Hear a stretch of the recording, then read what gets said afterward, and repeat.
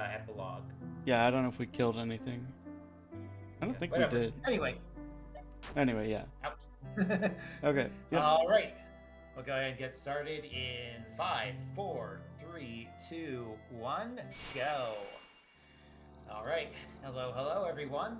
I am Crow. And I'm Meridia, and it is time once again for another run of Shrines Legacy co-op any percent.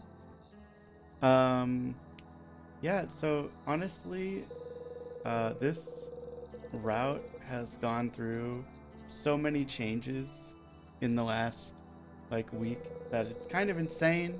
I'm not gonna lie.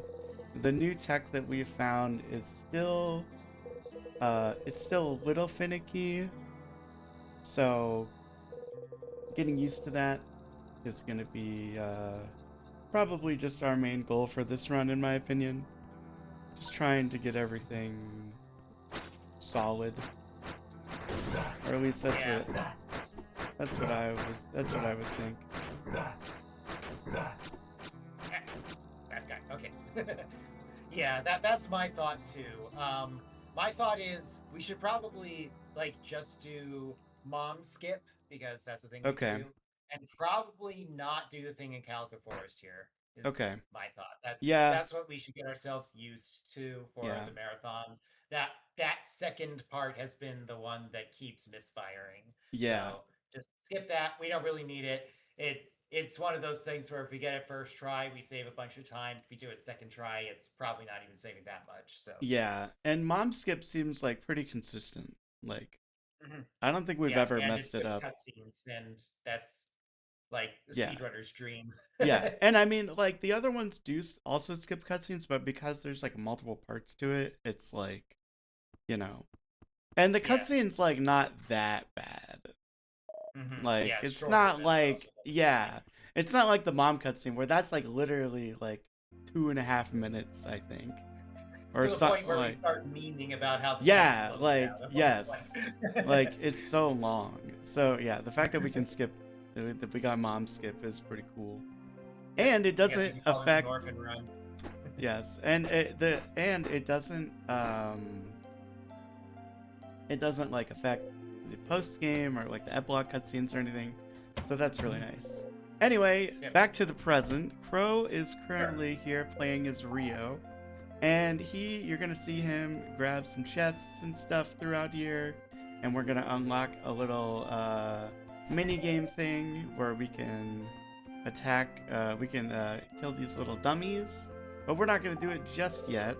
We're gonna wait until just a bit later when we come back, and we're just gonna be advancing the plot here in the early game of Shrines Legacy. It's pretty much just about getting out of Ural as fast as possible and unlocking the ability to play as two players.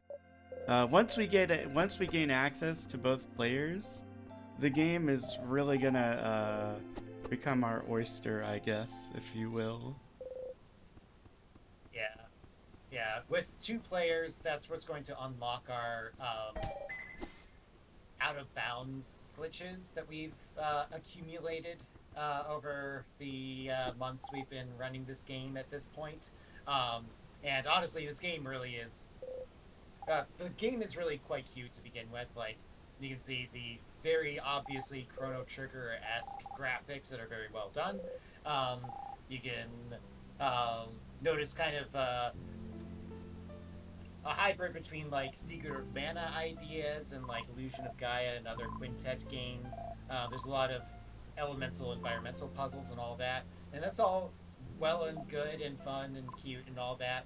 But it turns out that the glitches in this game also very much feel like the kinds of glitches you would have gotten in a SNES era game, and perhaps that's a little bit of a happy coincidence on their part, but either way, the speed run is a blast. Yeah, Um, yeah, it yeah. is. It's super fun. Honestly, like if you are interested in learning a co-op speedrun, and if you've never, like, this is my first co-op speedrun I've ever done, and like this is so fun. It's so fun, like just being able to do a speedrun with somebody else and like you know, sharing the joy of going fast, I guess. uh, And the anguish of stuff going terribly, horribly wrong. yeah, yeah, that That too. happens too. Yeah, it definitely Hopefully happens. not in this run. Yes, But we'll see. We also usually have each other's backs in more ways than one. yes, Part of it is by design because um, by the end of the game, our characters are going to be extremely different from each other. I'm playing as Rio right now. He's our swords dude. More HP, more defense power, more physical attack. But magic isn't nearly as strong as what Reima's got available. Reima currently has stolen the legendary sword and is dropping it. Seems to be what you do with legendary swords in this game.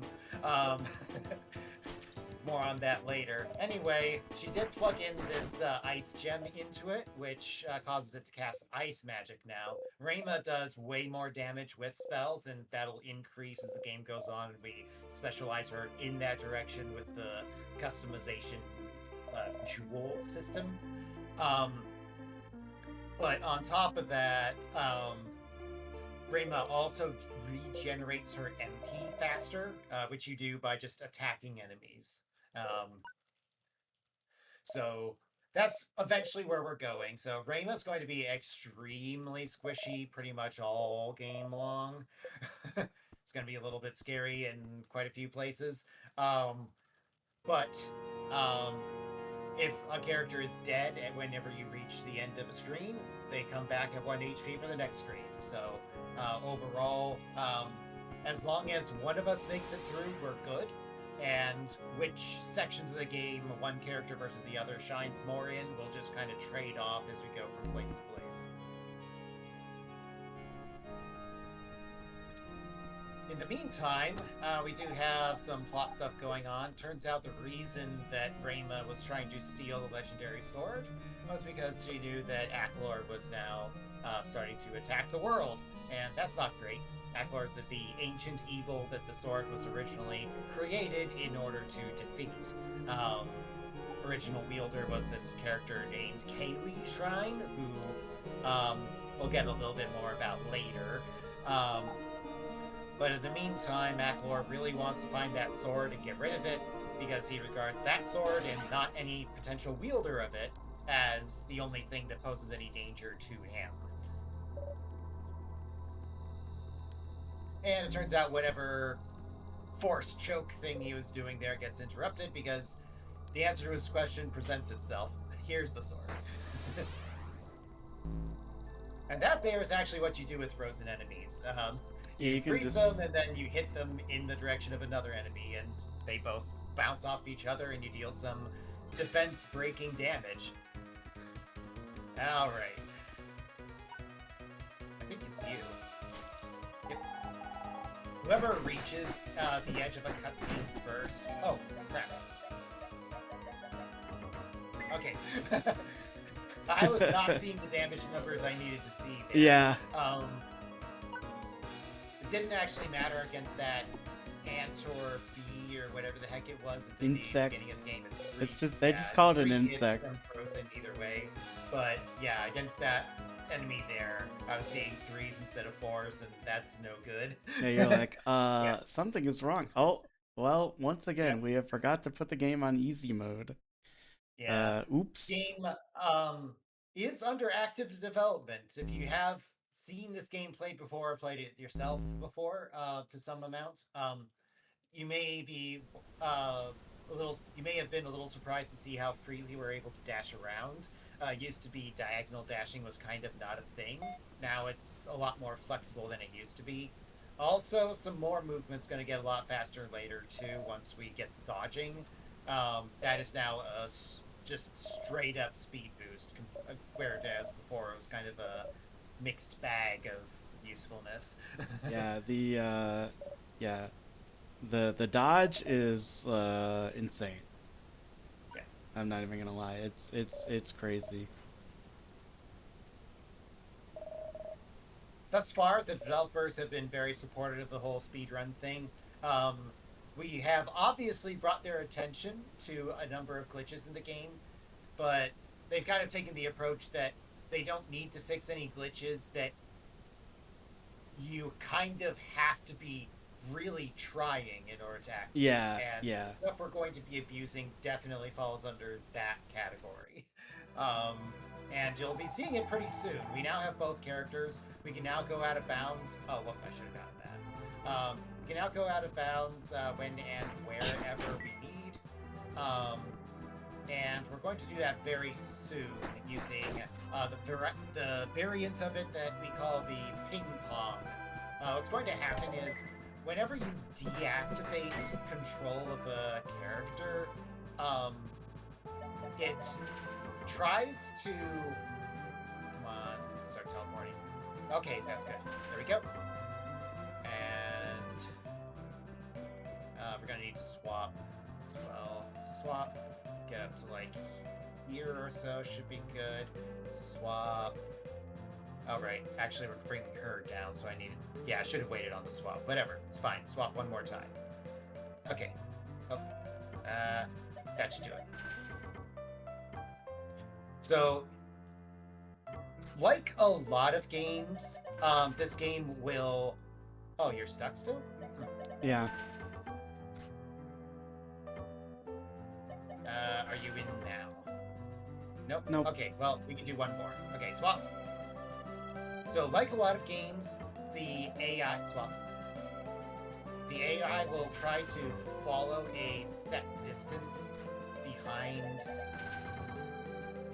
swap one more time. The main player. Well... There we go. So it does that by leaving what we call waypoints behind the player one character as they move around.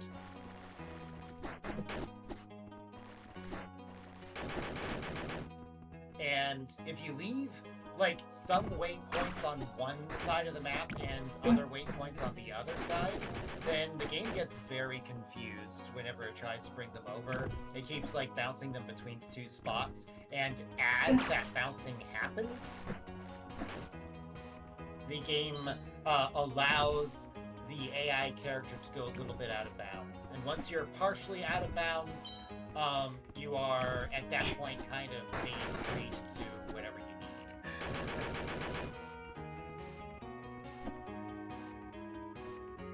Okay, so we could actually go slightly further out of bounds and like skip this room here, but we found that doing that requires many subsets of going out of bounds in order to make it actually work out. So there's so many points for failure that the risk reward doesn't seem great. That's interesting. I guess because we did mom skip, we actually get the first cutscene. You know what? That makes sense. We also did not see the intro cutscene when we entered the forest. Okay. So, yeah, I guess I'm cool with that. Skip was just pointless to begin with. We weren't even skipping a cutscene. Okay, good to know.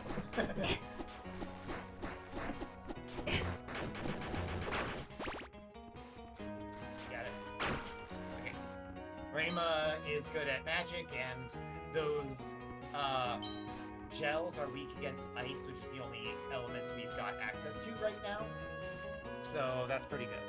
I can't believe that it just skips the cutscene. That's so funny. What? Yeah, it's pretty great. Okay, so we're going to move like down a little bit here, try to let them group up, and then we're going to start wailing on them that way, get to the opposite side of this guy and attack that way. Okay. That went fairly well. Yep. Okay. I did not position myself very well there. You can take damage by walking into those mines there.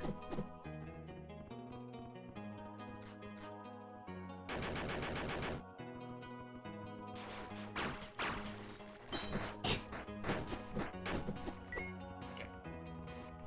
We do want to kill some of these gels. The way experience works in this game, the higher level you are, the less experience you get. So since we're at like rock bottom experience level right now, that does mean that we. Oh crap! Sorry about that.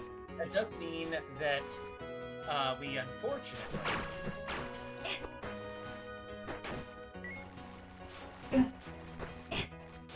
Oops.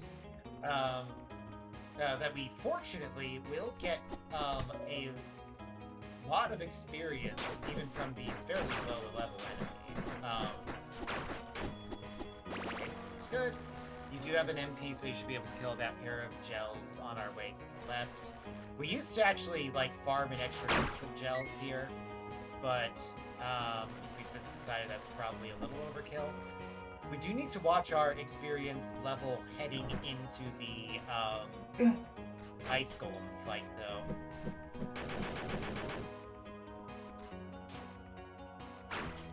There we go. The gels are wait, red. So I need mana. I need mana. Oh, you need mana. Okay, sure.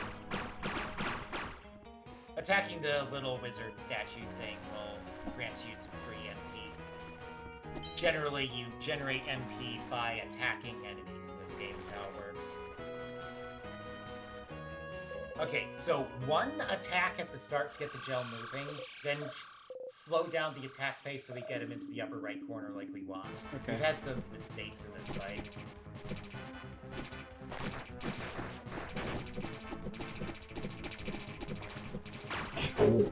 Okay.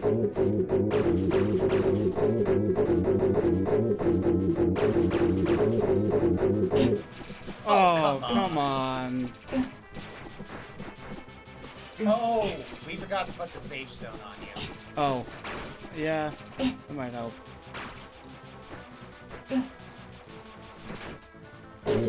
Whoops. Still a gold. Yeah, still a gold, yeah. Like, just a better execution of the beginning. yeah. Okay, Wow, well, we saved 1 minute and 30 seconds from our PB. and that's with the 2-cycle notice. Yeah, yeah. Which, to be fair, only costs like an additional 10 or 15 seconds. Yeah. Which, we still need to get that sage stone on you. Yep. We don't want to not be able to kill the crabs. Yeah, there's a save point right up here, so we can just do it here real quick if you want. Yeah, before we forget. Yes. Okay, so I grab that. Okay, and now we burn down the forest. Not a problem, right? Okay.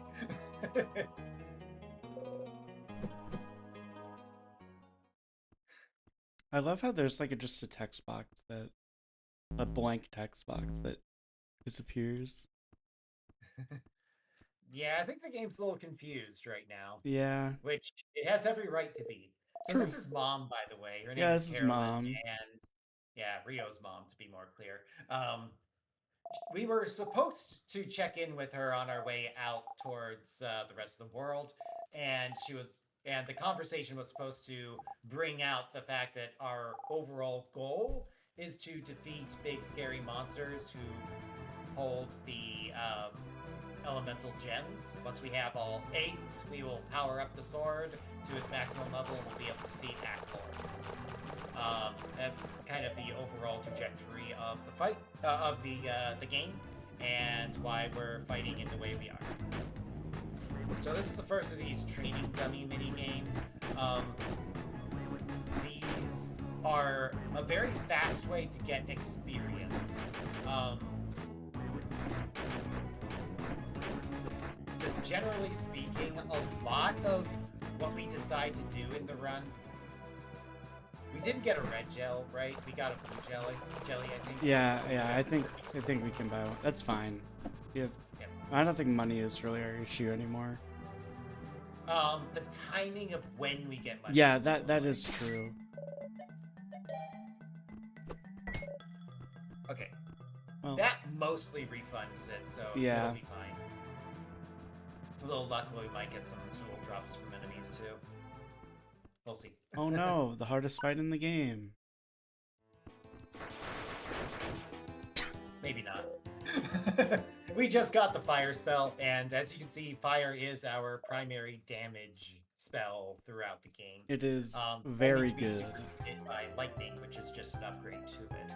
Each of those pillars inflicts magic damage. Generally speaking, magic damage is always going to be about the same unless there's an elemental weakness involved. So just having more sub hits is good. Also, burned enemies take damage over time for a while afterward as well. So it really winds up adding up. This is Delane. She's crazy. She's also very useful. She's our alchemist lady. She's convinced that Rio and Rema are newlyweds. That is not the case. In case that wasn't clear. Okay, 1, count to text boxes, 2, 3, 4, 5, and 6. Okay, I need to pick that second option there. We get a free potion bottle out of this cutscene. We can actually skip it, but it's not that long, and we get a potion bottle out of it, and we get a free blue potion out of it. You can get a blue potion which replenishes MP, or a red potion which replenishes HP. But getting a free red potion comes at a cost because we actually care about red jelly to the point that we actually purchased one from that little shop there. Red jelly is something that will allow us to get a permanent strength upgrade once we reach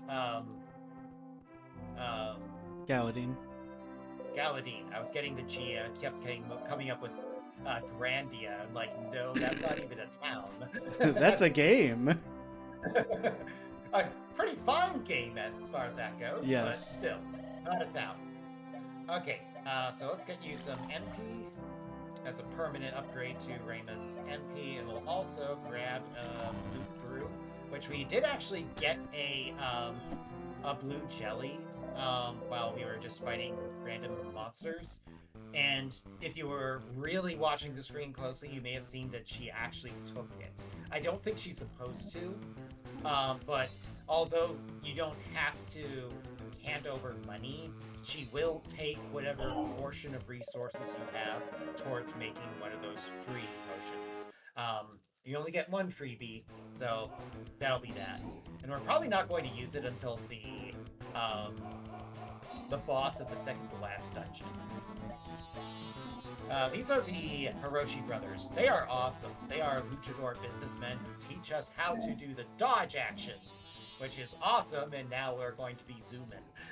Yes. Yeah, the dodge is gonna boost our movement from kind of fast to we are schmoving. This is the Bounty Hunters Guild. Turns out there's a big scary monster on an island off this way, and we are concluding that that probably has a gem we want to grab. Turns out there's a bounty on it. We may potentially also get 300 Zool for defeating it. Although we actually just agreed to hand all of that to this sailor dude who's going to take us to the island. Rio's upset about that, but, you know, saving the world comes first. Ah. You got it, okay. I don't know how I got it from the caught on corner. I got it from the left corner. That was crazy.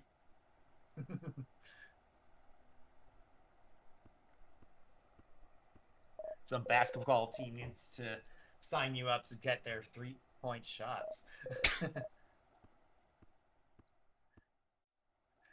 Anyway, cutscene here. Rio stays up late in order to write a letter to Mala, and then we're going to have to actually mail that letter. That is part of the upcoming scene. But first, we have the most important solo character part here. You got this one, Meridia? Well done. Well Thanks. done. Oh yeah, Well I'm so done. good at this game. Okay, we like to make fun of that, but yeah, the game very briefly just sometimes will give the player the requirement of going through the motions of having one character do their part of a cutscene, and yeah, winds up looking a little bit silly. It's fine playing casually, but as a speedrun, like it winds up requiring a fair bit of focus as to what's happening in the cutscene to make sure that we don't lose track of who's supposed to be actually doing stuff. Because whenever there's a solo character segment, whether it's 5 minutes long or 5 seconds long, either player can seize control of that character. And if we do that when we're not meaning to, then it also throws off who's in control of which character in the scene afterward, and then that continues to have a compounding effect. So don't want to mess that up. All right, time for Grunis Island. By far, Yep. I think this is my favorite dungeon in the game. It's great. Yeah. It's super Yeah, fun. there's a lot of stuff going on. Some of which we'll see, and some of which we're going to do our own weirdness instead. Yes. This is my favorite dungeon to just show off the cool stuff that you can do in this game. Speedrun wise. Yes, yes. Now, I will say, a lot of the glitches, all of the glitches that we're doing, you can only do them in co-op. So, oh, that is not the correct element. My bad. Okay, so this is the main room of the puzzle for this island. We're supposed to go gather orbs, which we are then supposed to cover. I do not have any. I got it. You'll have to get the torch. So we're supposed to go gather orbs, such as the one in that chest. We're not doing that because we have the ability to go out of bounds, which we are going to do with the layer swap version of our out of bounds shenanigans. This is going to be achieved by very briefly flickering play control off for player 2. Whenever we do this, I got this. Whenever we do this, we're going to cause player 2 to go to player 1's position, kind of like before. But it sometimes fails the first time we do it. We don't know why. There we go. Now, player 2 is located on an area that should be high ground, but the game considers that to be on the low ground. So now once someone is I'm on the wrong. I do not have there we go. Okay, that thing sometimes is a pain when we try to do this.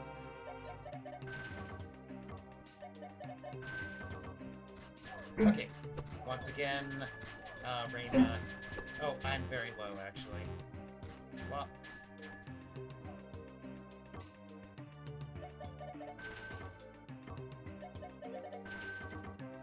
Okay, once you're on the wrong layer, you can do a lot of shenanigans. Typically, obstacles that are supposed to block you won't if you're not on the correct layer for that obstacle to exist. Thanks for getting that out of my way. I'm the one hit from dead right now. Oh, you got it. Nice. Free experience. Yep.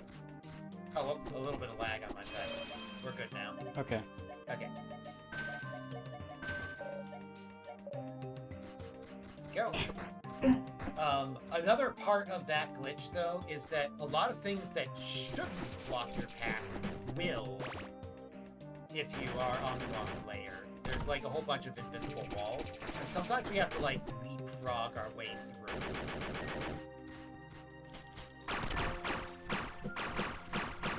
Okay, so this is a trick we'll do sometimes where Rayma wants to get MP or do something else in an area, so we will leave player 2 behind, and then just recall by simply turning play control off and on without doing it fast enough to engage any of the glitches that we do with that function otherwise. Okay, this is the fight against Grunus. I am going to be, well, we are going to be just swatting it around for the first phase. Hopefully not dealing too much damage to Rayma in the process. Said hopefully not doing that. Said hopefully not doing that. Okay. It's fine. I'm at 1 HP. What could possibly go wrong? Hopefully I'm... nothing. I'm going to be freezing and punting. Yeah, I'm right running here. away. Okay, first phase, you can't actually damage it, but swatting it around does speed up the progress towards the cutscene. Then we get it off to the border, and once he's in the border, we're pretty much good to go. Huge gold. Nice. A minute and 51 seconds faster than our, Oh, wait, no, that's incorrect. Hold on. Sorry. I split at the wrong time you again. only split at Mask, I split at Grunus. Yes. I've got 33 seconds to the good compared to our current PB. Nice. It is a gold, but my current display on Live Split doesn't make it super easy to identify by how much. Ah, okay.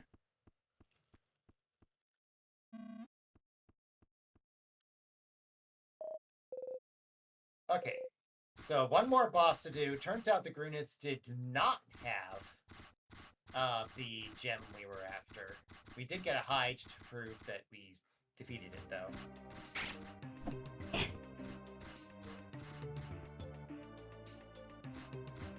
Alright. This is the boss that has the gem. The Venetian Mask is what I found out it was called. I looked at all the art, and they said that it just has the names of the enemies. Sure. I've just been calling it Light Guardian. Or I mean, Mask. yeah, that's what it is. It's the Light Guardian. Also an accurate descriptor, I guess. Yeah, each of the elements has a guardian. Anyway, Aklor's image there is able to cast this.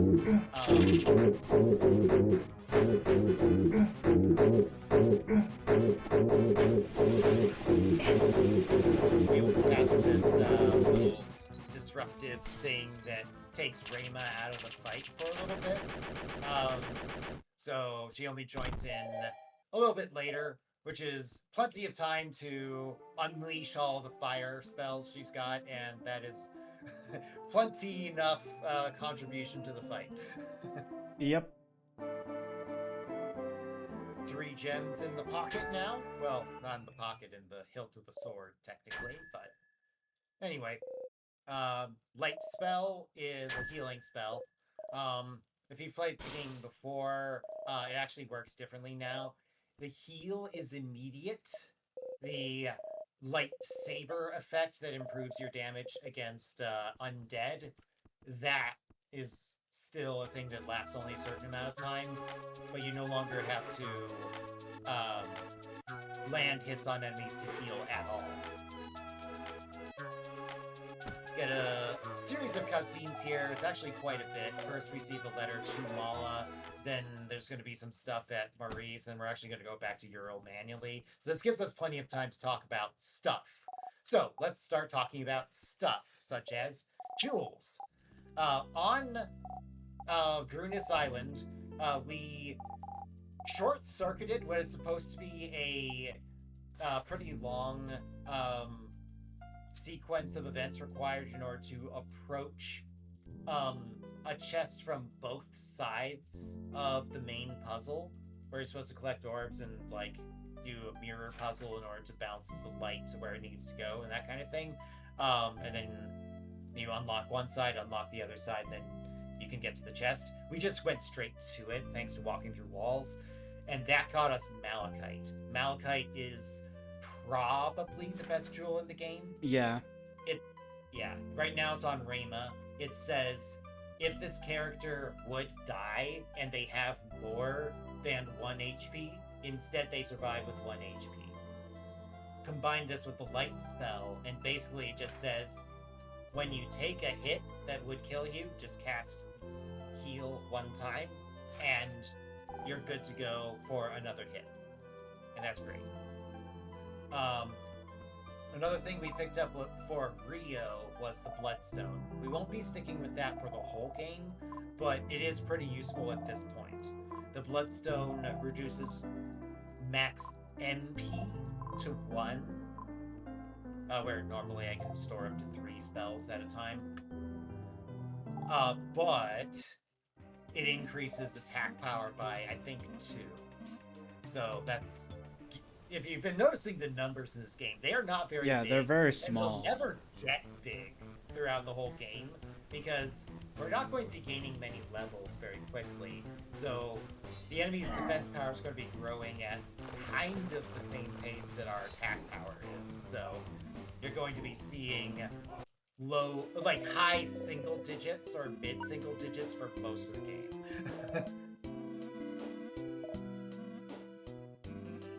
The Hiroshi brothers are just running across the ocean to get to Garuna's Island. They're going a little slow, but they're certainly going there in a very manly fashion, which is what they do best. Okay. So, Bounty Hunter Guild Master is very surprised that we were able to defeat the Grunis. The Sailor had a change of heart and lets us just take the money anyway. So now we've got 300 Zool, which is a frickin' lot of Zool. Yes, that's a lot. It's actually like a lot of money. Yeah, there is no point in the game where that is ever not a lot of money.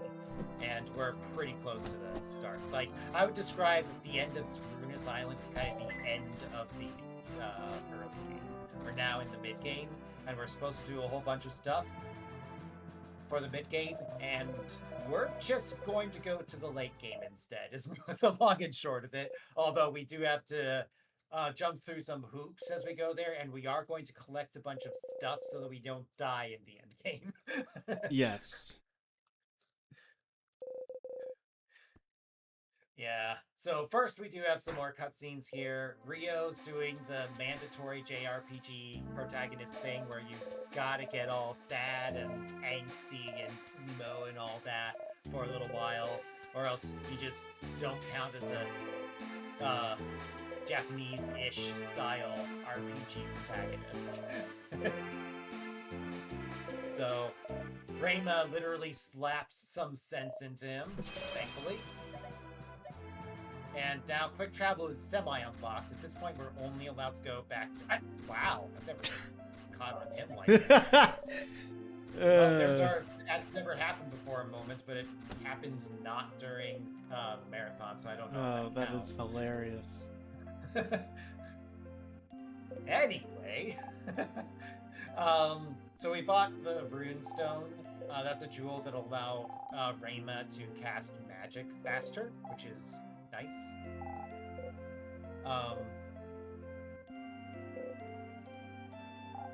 We are also going to be, after this, just going straight to Galadine, the castle town. There's 2 sequences of events the game expects us to do first. We are supposed to go north and go through a tunnel to get to a town, and then go through that town to get to a canyon, go through that canyon, and fight a boss at the end. We're just not doing any of that. We are also supposed to go to the desert and get the Earth Gem there. We're not doing that either. Once we do both of those things, we're supposed to then unlock a sequence of cutscenes involving Bala traveling to Galadine, and then we meet some relative of hers. We're not doing that either. And all of... We don't actually need that. I suppose it would have saved our needing Oh no, our 20 Zool that we lost. Well, more to the point, it would have allowed us to avoid opening that one chest in Galadine. Oh. Which, whatever. Yeah. Oh no, we have to spend 3 seconds, or like 2 seconds, literally, to open Yeah, this chest. it's not a big deal. Okay, so go up there. You're supposed to get the wind element in order to cross that gap there. We've got other ideas. The same layer swapping thing can actually be used to to transfer from one section of high ground to another section of high ground that player 1 is standing underneath. So that's what we've done there, and it's kind of fun that works. And there's a few places in the game where we will do it that way. Okay, there we go. So go down. Okay, so we were just tagging that room in order to get the tech travel unlocked for that room. So it's 20 points. I'm glad I didn't die. What?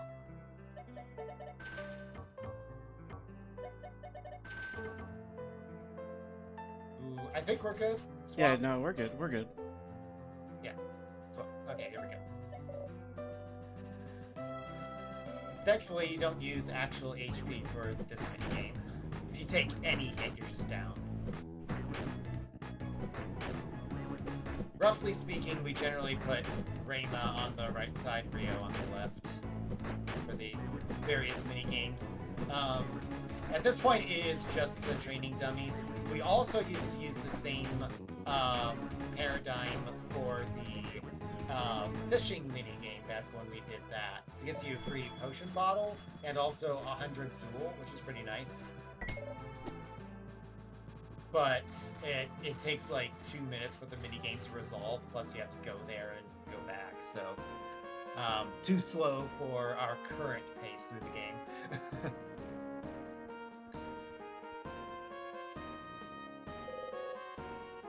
Do you want me to give you an HP upgrade before we do the... Oh, wait, no, we're not doing that yet anyway. Yeah, no. Yes, you'll go back for it. Yeah. Okay, so here's the red jelly we could have skipped if we grabbed it from that one bee or ant or whatever the heck it is. I got this. Okay. No, we... Oh, yeah. Yep.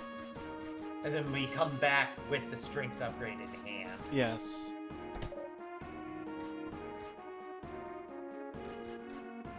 So this castle is supposed to be blocked off if you come here at kind of the expected time until you complete the cutscenes that happen at that time. But this is actually kind of intentional for the game. This much is not a glitch. If you come here early, then that isn't a problem. Oh, right.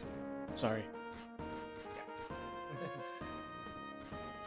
And I think we do need the cash in order to get everything we Okay. want.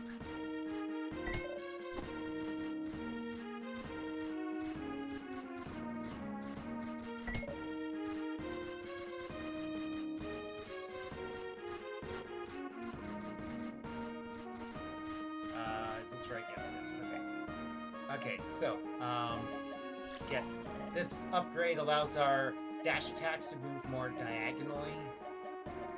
This upgrade allows us to hit harder. And how much cash do we have now? Plenty. I want so HP. for you. The strength upgrade that we just got,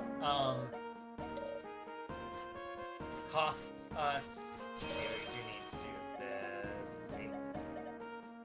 I guess that for now. Yeah. Okay, up, actually. It's faster to get to the castle. Anyway, that strength upgrade costs the same resource that you use to upgrade your HP or MP. So, net result is that at this point, I don't get to do those things. But Rio's base HP and defense is a little better than Rayma's anyway. We also have the Sage Stone on Rayma right now, which halves her HP in order to get her magic attacks to be that much stronger. So that's a large part of what makes playing Rayma so scary right now. But she has now gone from 7 max HP to 10, which is a pretty big jump, even if it's not that big of a jump. We're going to try to leave her for most of the game in the state where she could pretty much survive any one hit, but not any two hits for the longest part.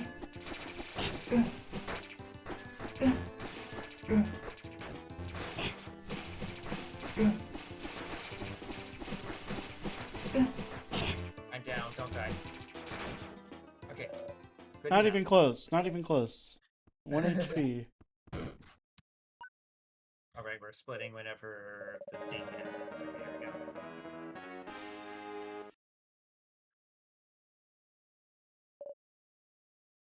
Okay, so this whole sequence here was actually optional. We did not have to get charge attack. But getting charge attack it's one of those not all that large expenditures of time that makes us much more powerful. The charge attack is just such a useful tool for fights that are otherwise hard to navigate. Rio's charge attack hits a huge area, and Reima's is a ranged attack, which, like, normally that's her big problem. In order to generate MP, she has to get in close in order to do normal physical attacks, which are shorter range than what Rio's got. And on top of that, Reima's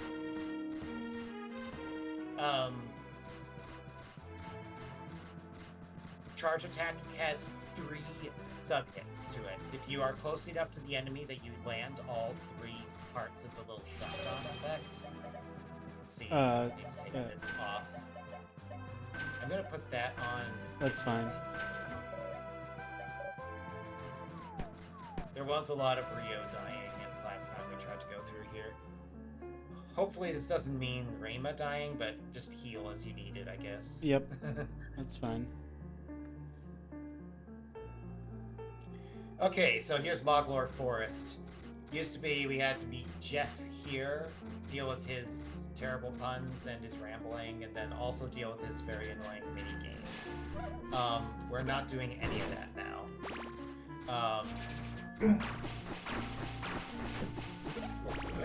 Okay, and let's see.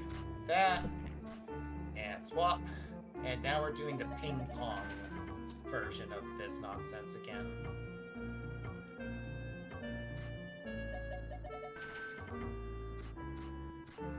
Oh, I'm Swap. so close.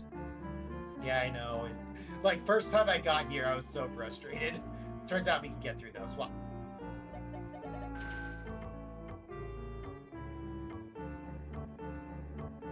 You're in. Great. Okay, sometimes that one's a little finicky. I'll try not to get you killed. Okay, swap. Okay. Now if you die, you have yourself to blame. Is that better? I'm not sure. Oh, crap, I sorry. didn't actually grab it. Oh, well. Oh, well. We'll have to go back for it.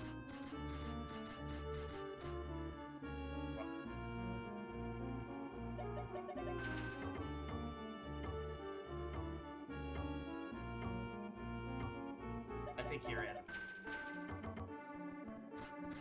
Okay.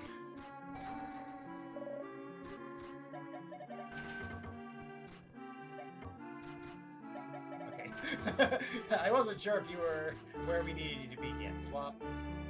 Okay, so it just needs to go around here. This room's kind of fun.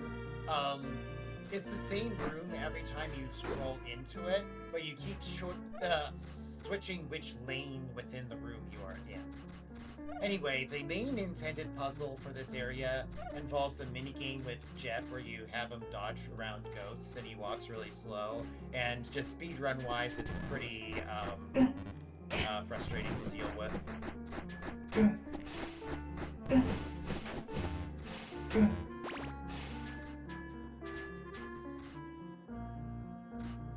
And then as you do that, you're supposed to be collecting all of these. Okay, that's good. Get position swap. You're supposed to be collecting these bones in order to get through a thing later. We are going to do something else though. So this area sucks. Swap. because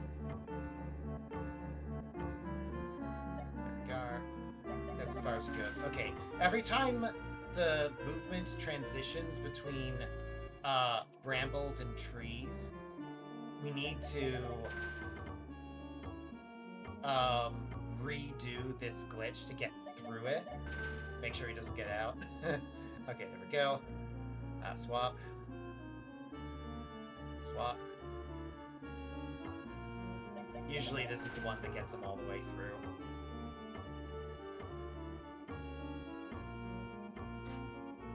Okay, I'm gonna give you control. That chest has a jewel in it. We dislike it so much that we're not even taking it whenever it's absolutely free. Okay. Oh, me switch through. Okay, and then get in position here. Okay, swap. Set some waypoints here. Swap. Set just one waypoint. Bounces to us, bounces away. When they're off screen, they go through walls very easily. And now we are going. Go. Oh yeah, I can just go to the end. I forgot. Sorry. Yep. Okay. We are going to fight the enemies in this room here. Be careful about it. These enemies are no pushovers.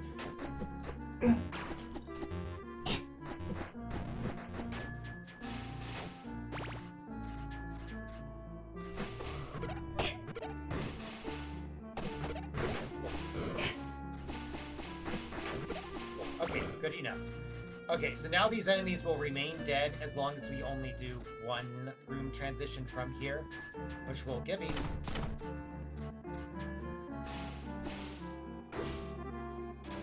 Which will give us enough space in order I to died. do this. Okay, you're down. I will not die. Okay, this gives us a jewel slot for Rayma. She's now at 6 jewel slots, which means she can equip 2 2-slot jewels. Sorry, 3 2-slot jewels, which is awesome. Swap.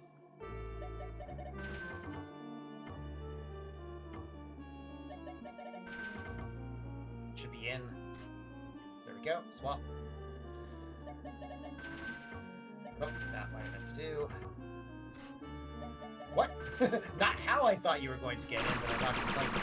You got in either way. Okay. And I'll get the left side.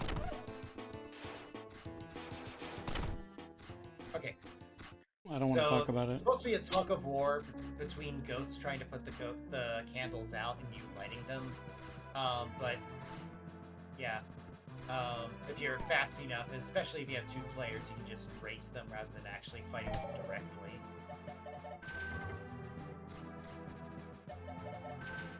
This is the Zool chest here, right? Yep. Okay.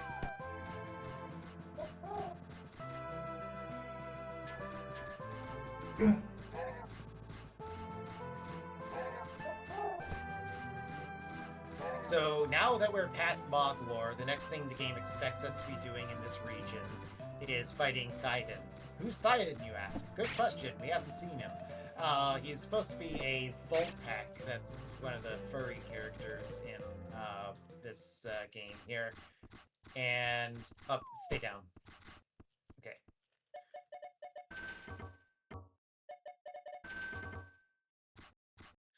Swap.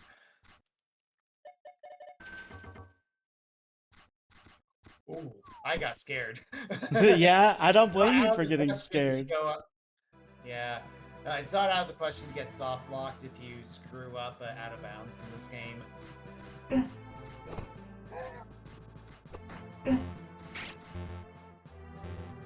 I got Malachite, I'm fine. See that little spark there? That's supposed to be a thing we're following, because what was supposed to happen was we fight Thyden, who's been mind-controlled by Aklor, who has the Wind Gem, and we recover the Wind Gem, but we wind up having Butterfingers, and we drop the sword. The sword gets caught by Aklor, who then destroys the sword and also destroys Thyden, which is your reward for serving Aklor. Don't serve Aklor. Pro tip. Anyway, point is that we now allegedly have the wind gem, but not the sword. But obviously we have the sword, but we can still upgrade it, even though we never lost it. Here's the apparition of Kaylee's shrine. It's never made super clear why Kaylee's able to do this, or why Kaylee's able to give us more of the mystic material that is used to create a sword that can defeat Aklor. But It's fine. It will perhaps we be will learn more. revealed in the DLC, the free DLC. Yep. Yeah, it's supposed to be like post-game content sort of a thing behind this door here, is my understanding. Yep. Just not done yet, Yeah, but it's we'll get supposed to there. be the hardest dungeon in the game, apparently, according to the developers. Yep. Who are still making the game better, one patch at a time. Yep. This game's actually pretty recent. It came out in October, I think it was. Yeah. Yep. 2025. So yeah, just a few months old, and yeah, it is. It's a blast, honestly. It was in development for like 10 years or something. So yeah. Okay, so now we have the upgraded sword and staff. We get Echo 3-2. And we get the wind element, because the game now thinks we have the wind gem. But what was supposed to happen in the interim was all the magic was supposed to be taken away from us, because we had to switch to our training weapons rather than our actual weapons, because we didn't have those allegedly. But whenever the game returns those to you, it doesn't check to make sure you had them to begin with. So we now have the Earth Gem, even though we never got it. We also have the Wind Gem, which is an upgrade to the Earth Gem. So kind of a moot point whether we have that. Aside from this, the High Constable, or High whatever as we call them, and now has no concept of personal space with Aklor. Because the game is trying to play two different cutscenes at once here. One cutscene where Aklor finds out that, like, senses that the sword exists again, and he's stressing out about that. And then a different cutscene where, We had just defeated. Yeah, the Hydra from the desert. Yes, we had just defeated the Hydra, quote unquote. Ah, yes, the Hydra, which you've clearly seen us fight. Except no, we have not gone there. So what's gonna happen is that at the end of this cutscene, it's gonna think, oh, you just beat the Hydra, so we're gonna put you back in the desert. Which is actually great as it turns out, because the place where the game was supposed to put us after that cutscene. Wait, hold on, one more. Oh, really? Yes, oh, yes. Right. Because I'm gonna level. Okay. Oh, come on. Whatever. It's fine. Here, there's one more up here. Okay, sure. We have learned that being just a tiny bit off. There we go. From a level up before the next battle we're going to do sucks big time. So yeah, we're getting that level up. Aha! Okay, so there is from most of the late game areas, there is a little spot where you can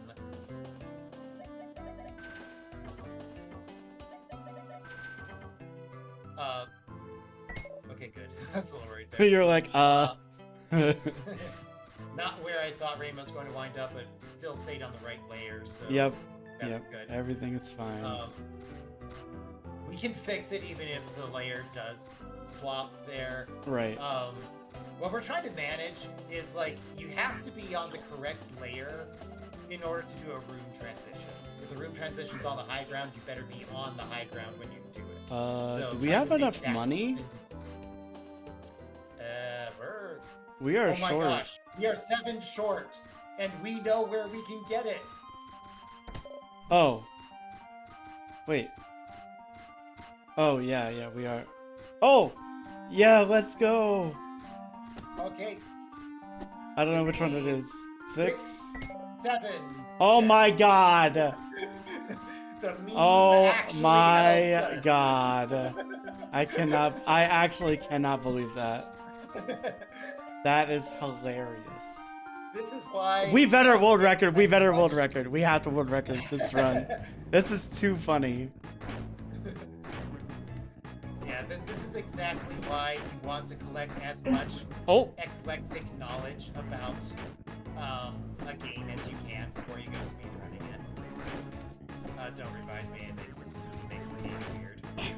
Oh god crap. dang Well, it. What that's the one way heck? to not revive me. I dash attacked. I don't understand. Whatever. It's fine.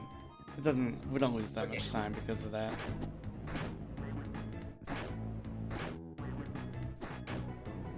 We were too hype about the 6-7 chest becoming useful. Yes.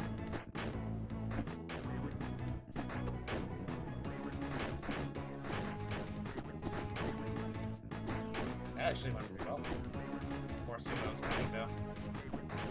I know they're not sumos. It's just what Those are the literal exact opposite. Not to say that sumos aren't like muscular or anything like that, but bodybuilders are the quintessential opposite. Of the body type that a sumo wrestler Yes, is yes. for. Okay, so we purchased the Flowstone Jewel there after kind of going through some shenanigans to make sure we had the cash too. Oh right, we should probably save. Yes. This area is scary. We are way behind where we should be at this point. In terms of levels, not in terms of time. Oh, wait. Yeah. There we go. I want that as well. Okay. Okay, so I will raise the earth. Do not fall off, please. Yes, I won't. I will never stop reminding you about that. I don't blame you. Yeah, swap. Oh, can you go? We're just so close. Okay, whatever, swap. I tried, man. Yeah, it looked like we should have been able to do it, but not quite. Oh, what the? Oh, that Okay. works. I didn't think that worked. Ow. Whatever. I've got Malachite, we're fine. Falling off of that bridge actually kind of sucks. Yeah. Because the ladders get back out of the water. It's way the wrong side. Oh, I guess. Okay, sure, I'll do that. That would mean you would have no HP for the It's fine. fight. So I'm actually going to do this so we can. Oh, okay, okay. Because like it's already bad enough that you don't have any MP going into the fight. Now you're not gonna have any HP either. Right. So yeah, at least have you. I don't think that was that bad of a time loss. I think it's Yeah, we're okay. fine. It was only a few seconds. Oh, I forgot to split for win gem again. Oh well. Alright, so we have skipped once again a bunch of stuff. We were supposed to fight Amoria a second time. We never even fought him the first. We were supposed to go through a town, a dungeon, another dungeon, and then at the end of that second dungeon, that brings us to here. So now we are going through the Hiroshi brothers. They rushed here. I guess they're speedrunning too, in order to get the lightning gem so that they could prove their advantages by fighting us for it.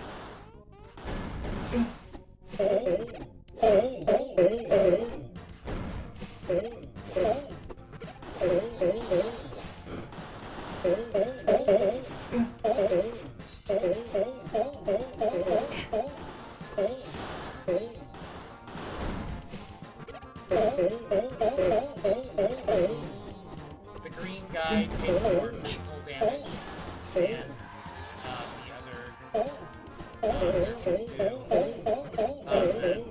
The pink mask, or purple, whatever it is, will summon flames whenever they sparkle. Whenever they sparkle, they will either follow that sparkle up by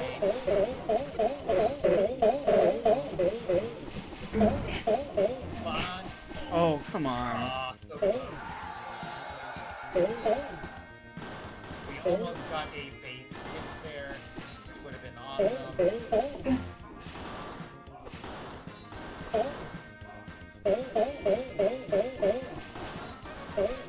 Okay, good enough.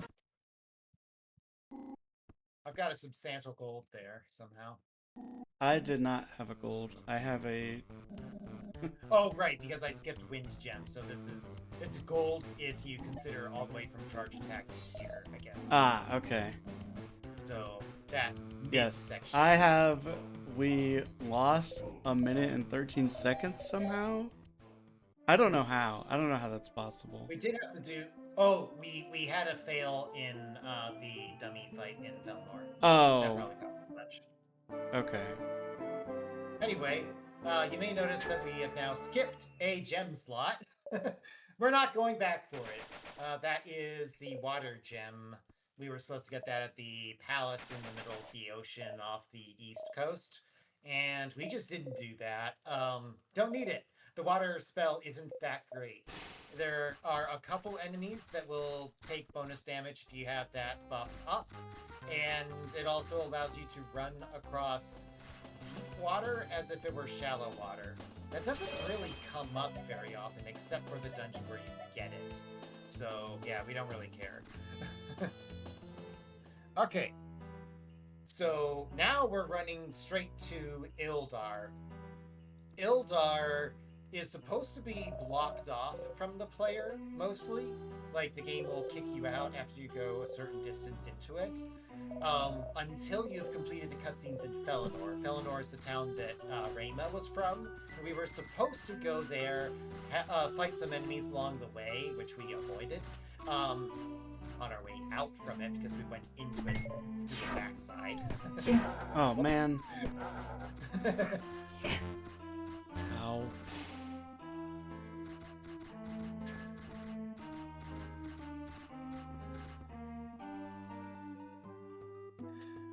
Okay. So, turns out we can do some shenanigans here. Also, I realized something What? a little while ago. So it is opening the chest that actually causes the cutscenes to reactivate. It is not the dummy. Oh, okay. I don't know if that matters. Like, we still kind of need to do the same set of things anyway. Okay, so we can now just sneak through here because we activated that one cutscene. I'll go back to the chest to see if that helps. I don't think it will. Okay, so because we activated the one cutscene, left the room, and came back in, game's now has this town in kind of a weird state. And we are going to make thorough use of that in two ways. For one, it's going to give us a good angle for doing the ping pong glitch in order to get onto the high ground, which is the big thing that you normally can't do. Kind of weird that the dummy fights wind up being the bane of our existence and not anything else. Yeah, what the heck? They were just trying to do too much. I'm trying to do too much commentary. Okay. Again, these fights give us a whole bunch of experience, and we kinda need levels.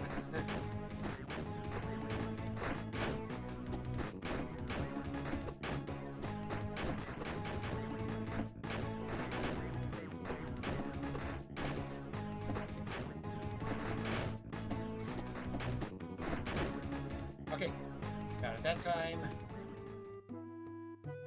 We'll grab a potion bottle over here. Ah, crap, if I don't get stuck. Okay. So at this point, I think the cutscene's going to happen when you go across here. So that's fine. Just leave the area and go back into it. Oh, crap. No, that's fine. This is actually... This is... Oh, well... Oh. Yeah, this does mean yeah. the second cutscene again. So it's basically, fine. What we need to do is we need to approach that close enough to each other that we don't immediately trigger the third one. Yeah. Either that or we like ping pong into the house because that's what we want. We want. Yeah, I think we could just do that, honestly. Okay. Okay. And swap.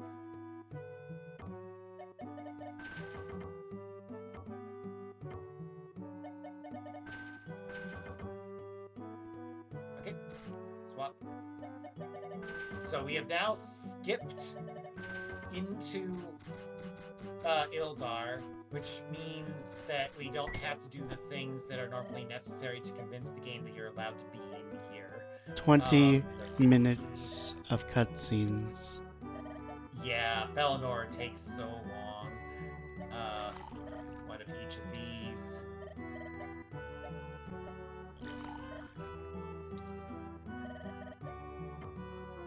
So I just got an MP upgrade, which may seem a little weird because my max MP is currently locked at just 1, but I am actually going to be taking the Bloodstone off of Rio very soon here.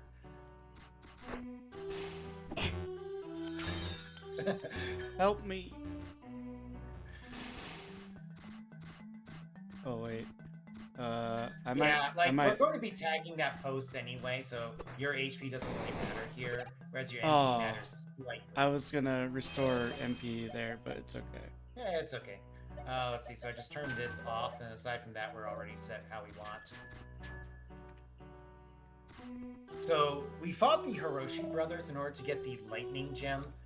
It's not technically required, but it is a substantial upgrade to the fire spell. It has 1 more sub-hit on the main attack, and the damage over time is better. More to the point, the boss of the upcoming dungeon is weak to lightning, but not weak to fire, and that is a difficult boss fight, and we do not want to have to deal with that.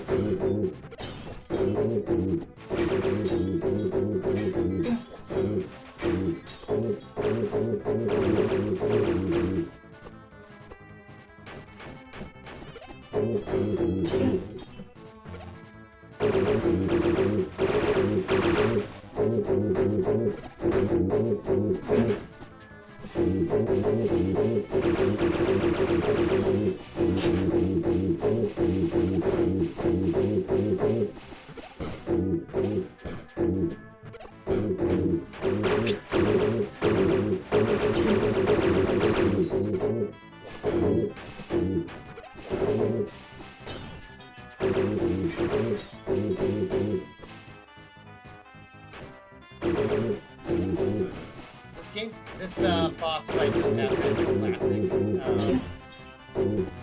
video game design. Oh crap. I was trying to switch to heal. Oh, don't get hit.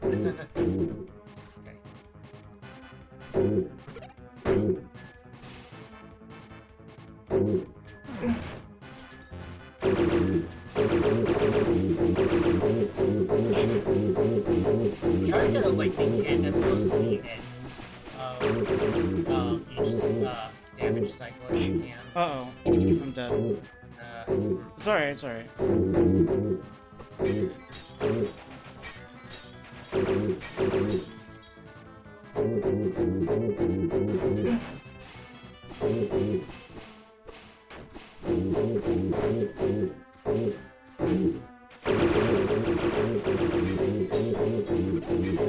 Oh, it's on me? Oh, I thought it was following you.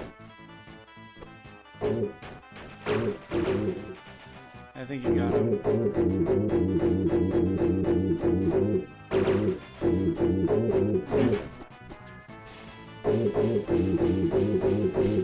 Okay, so that didn't go the way we wanted it to, but we're still in there.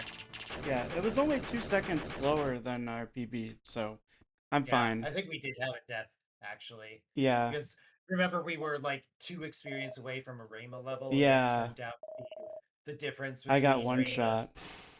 Yeah. Yeah.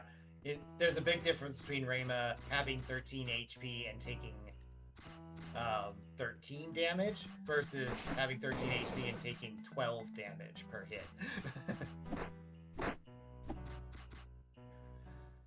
Okay. We'll save here just in case of a soft lock. It's been a while since we've had that happen, but it could.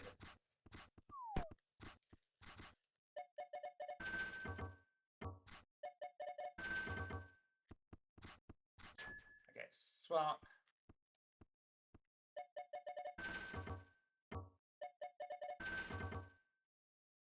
Okay, we're in. Hooray. Okay, Crystal Cavern. This place is a little stressful. Yeah. This is a substantial jump up in difficulty compared to where we've been before, for a lot of reasons. For one thing, we haven't really done a dungeon since Mod Lore, which was like kind of the transition between the mid game and the rest of the mid game. Oh right, we need to change jewels. So it's Flowstone off, Malachite on, Sagestone off. And then tag the thing again, just to heal. Okay.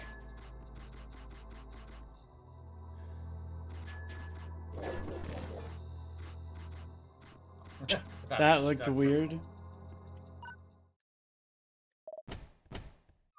Those wind bridges that you create with the wind spell have some guardrails around the edges. Yeah.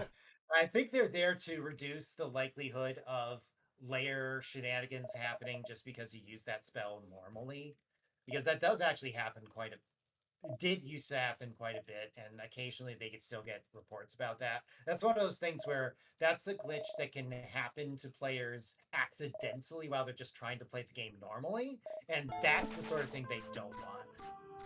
I think I just wasted one of yours. It's fine, whatever. It doesn't matter.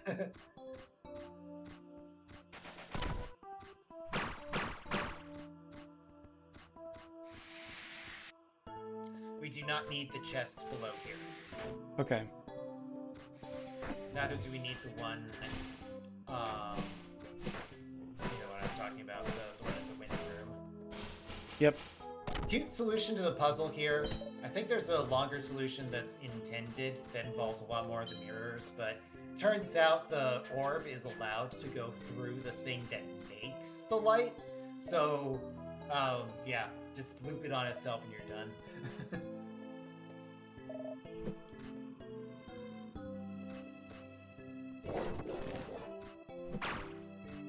Tagging one of the wizard statues will replenish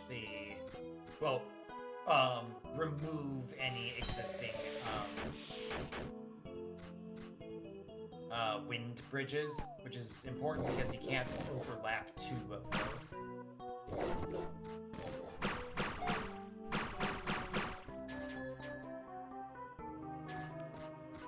Okay, so I've taken control here just because traditionally I've had slightly better luck at dealing with this thing here. Wow, okay. One of the jewels we have on is Ladamaster, which makes charging up the charge attack a little bit better. Oh, okay, yeah. A little bit faster. And with that, Rayma's DPS with physical attacks actually goes up a lot. It seems like there's certain particular enemies in the game that take more bonus damage from charge attacks than other ones do. I'm not entirely sure why, but we're not complaining when that does. Yeah. Rayma gets to wail on those really hard, and kind of the case in point example of that is the genie lamp things. Against those enemies, like, I almost think Rayma does more physical damage than Rio does, just period. You need to yep. Yeah, I had a thought. I'm kind of thinking that I want to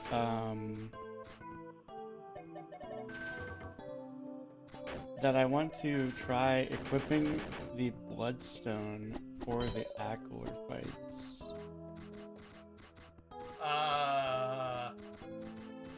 I'm very worried about consistency for that. Well, think about it, right? Like, I do, like, no damage either way, because he has super high magic resist. So, you know, if I can do more consistent damage just with charge attacks, and those also stack with the attack potions that we're going to be using. Right. So that's like way more DPS than I would do just with magic, in my opinion. If everything goes well, that would in fact be faster. The thing I'm scared about is it means like Just mana in the odds general. that anytime you would need it, you would have a heal or have a freeze for the laser spin would be a lot lower. I'm going to say probably for this run, probably don't Okay. do that. Okay. But for like, I think we should leave a save just before the Acklor fights, like not wipe it like sometimes we do with the post game thing. Right. And then we can go back and just try that as a thing we practice and see if it plays out the way we Okay. Cool. Can we do that tonight? Oh wait! I am going to tag this. Our HP is really low.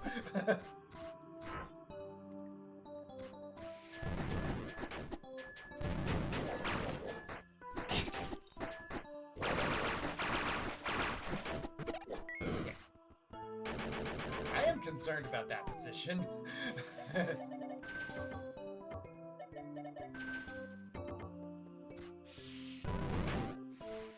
Okay, swap.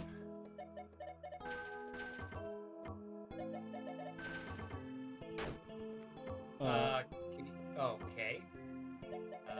Whatever. Okay. Not sure what's going on there. Okay, there we go. I guess I just can't stand at the top of the screen. Okay, game. Sure. So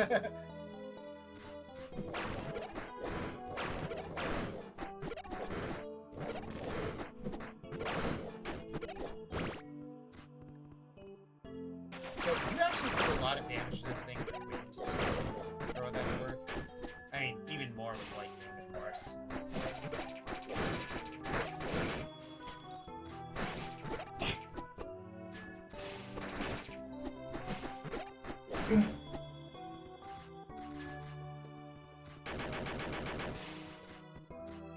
Oh, right, I don't actually have... Yeah, we should kill this, I think, this time. Okay. So otherwise it's a pain on the way out.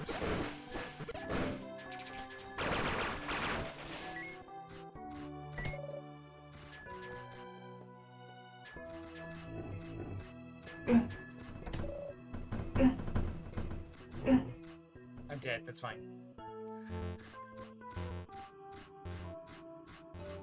You're the one with Malachite, so just Yep. stay alive.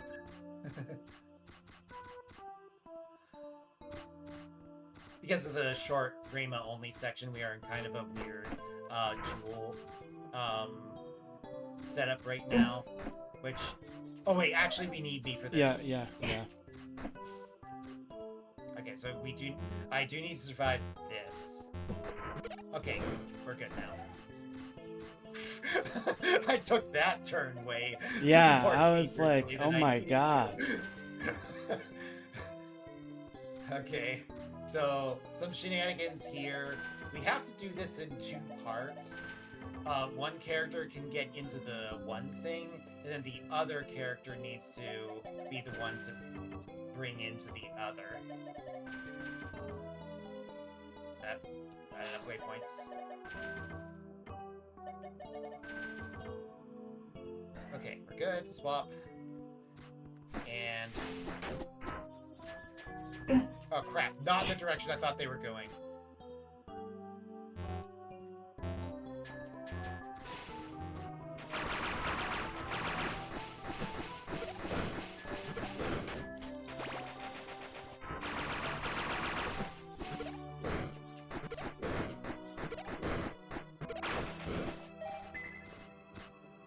Okay.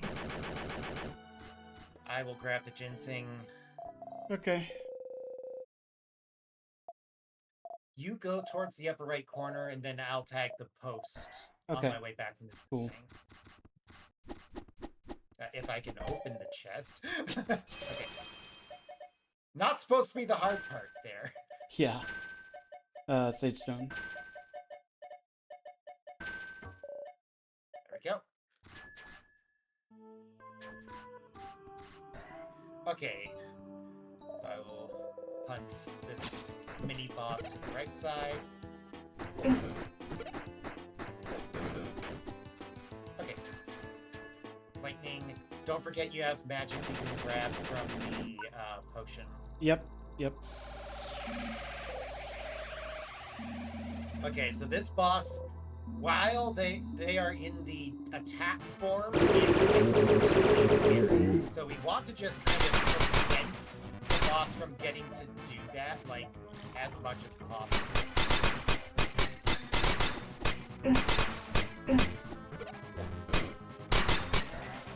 Oh.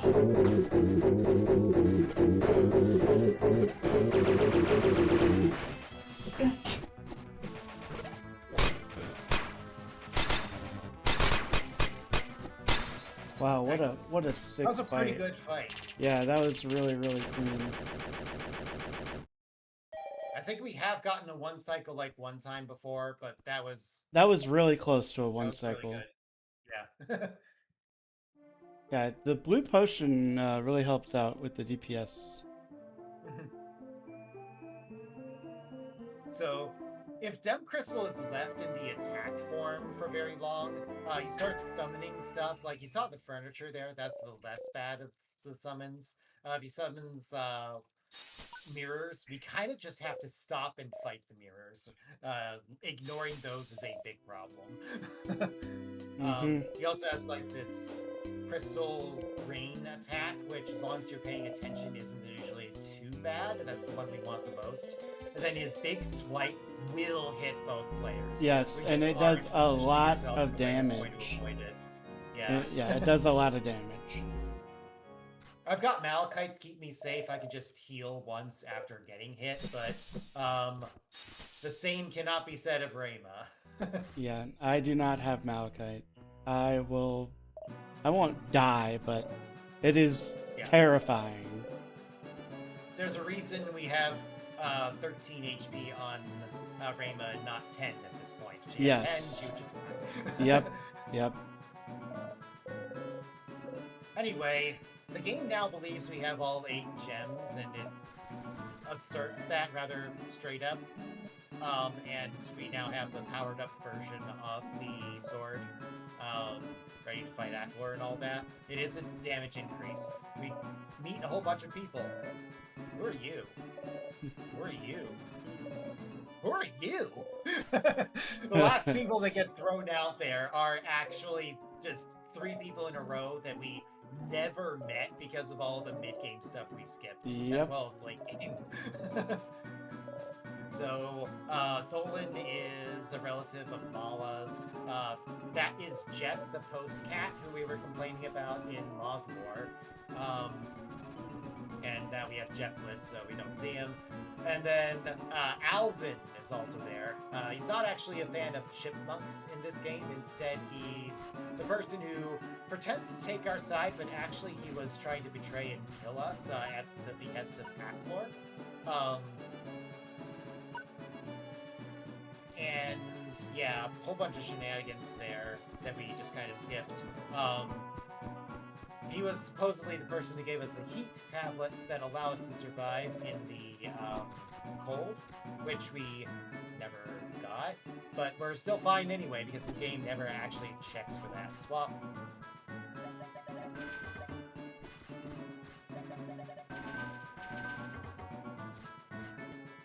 Swap. Alright, so we let the first of many cutscenes that's supposed to play out with your friends helping you deal with Aklor's minions. And then we just kind of dipped out of the room by conveniently placing Rayma outside of the little invisible barrier that they try to use to keep you locked in the arena.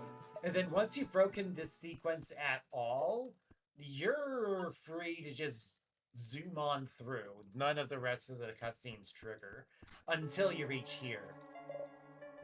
And although it is a little disappointing, we do have to sit through this cutscene that shows us Adrene, who we definitely know who that is, and Simon, who we definitely know who that is. um, but we are actually happy that we get back on track and the game's plot doesn't completely break. We do get to actually complete the game here. Anyway, Simon is Rayma's mentor. We were supposed to meet him in Felinor, but we didn't. That's Adrene. We were supposed to find out in a flashback earlier that the whole reason Rima went out to try to get the sword and defeat Aklor herself was she wanted to get revenge against him for allegedly killing Adrene, but it turns out actually she was mind controlled. So that's all the plot that we skipped there. Simon's favorite letter is period. Yep. Yeah, he's got plenty of them to spare. May not have a whole lot of other life left in him, but he's got plenty of periods. I think it was the 10th period that sold it this time. Yeah. Oh, we make a little fun of that just because it's one of those sequences where we don't get to skip text super fast like we normally do. So we're speed running, so we will meme on every opportunity that we can. All right. So, with that, that is the end of our friends fighting for us. We're going to take it for the rest of the journey from here. We are encouraged to backtrack at this point and try to find some way to rescue Adrene rather than just having to take her out. Oh crap, I'm not on the right thing. Let's see, so I'll need 2 more R's will get me there. Okay. So this is Amoria.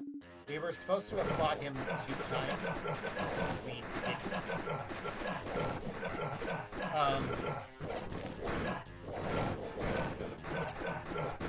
This fight gets scary if Amoria is allowed to act, but it turns out he's vulnerable to wind. We never really talked about it whenever we used it on the enemies in the Crystal Cavern, but wind is great against anything you're allowed to use it against. It will pop enemies into the air, and then when they land, they are stunned for a little bit longer. That was a Beyond gold. that. Oh, nice. Cool. Or at least I think. I don't know. Yeah. Yeah, I think just the charge attack spam went better than it usually does. Ladabaster doing work. Yes, Ladabaster is indeed doing work. Okay, Okay, so we're here gonna we make go. a quick trip to Galadine here in order to do a little bit of shopping. We don't get to do a whole lot of it, but we're going to do what we can. Enough HP that Rayma continues to not get one shot. And then we are going to use both of the ginseng that we collected in order to make a couple of attack potions, which are short duration buffs. We'll use 1 each on 2 of the harder bosses of the game. Speaking of harder bosses in the game, this is not one of them. This is Gatekeeper. It is a little scary because his stats are crazy high, but his movement patterns aren't like really fast. So as long as we can keep him focused on Rio and Rio's on the opposite side from him, we don't generally have to worry about him too much. Oh, big gold. The one-shot Rayma, but Rio can kind of shrug it off. Yeah, that was like the perfect Gatekeeper fight, honestly. Yeah, we've been practicing it enough at this point with our slight strategy change. It used to be we just kind of didn't care about it because he was so trivial, but we have less resources going into the end game now because we're skipping so much more of the mid game. So we had to revise things a little bit. Oh my god, exploding chair! Well, it's not exploding yet. But yeah, Aklor is supposed to be talking, but because he's not on the screen, because the game's confused about which cutscene it's supposed to be playing at this point, he winds up just being called Asterisk, and Boom! A chair. Give her the chair. Well, don't give her the chair anymore. Yeah. Thankfully, Aklor becomes visible again in time for us to fight him. Otherwise, we'd have a Oh, problem. that would be hilarious. Oh, you got through. So did I somehow.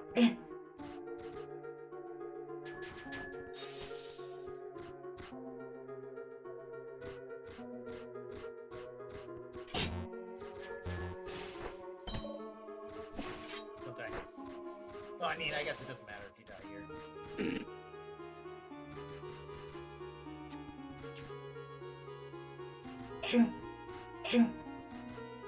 Ah, I missed. Whoa. That was not the input that I input. I think I had a moment of lag there. Crap! Okay, that's fine. Okay.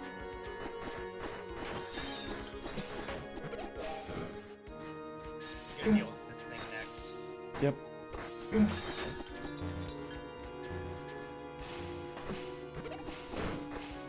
So we are wildly behind on levels compared to what we're supposed to have. So like, even though we know what threats we're up against and we have plans for fighting all of these guys, if we screw up a little bit, we die. So we are going to be taking this a little bit on the careful side. Kill one more enemy. Okay. Good. Probably would have been okay because we have that big middle room. Oh, have to do. yeah. Yeah, you're right, actually. I'm gonna save just in case. Shouldn't be an issue, but you never know. If you die not in a boss fight, then you have to. Then you are kicked back to the last time you saved. If you die in a boss fight, there's a retry button, which is conveniently made available.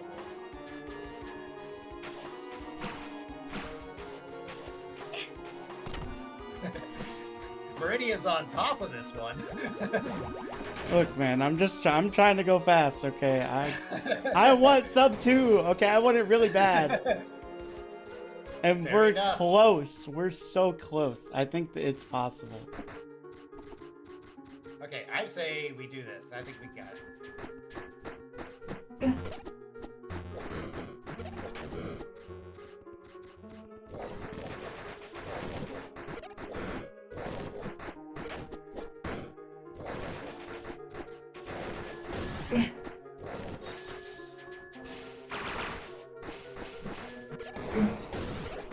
Oh, I died.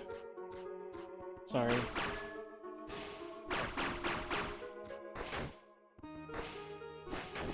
Nice. Replenish MP. Yep.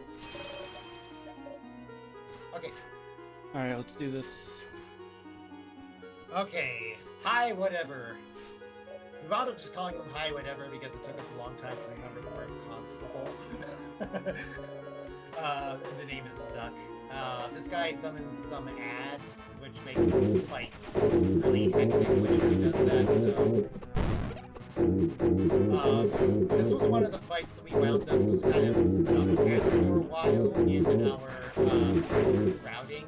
So we wound up just kind of grinding out this fight for a while. So at this point, wow, we really pushed stuff down here. Oh, come on.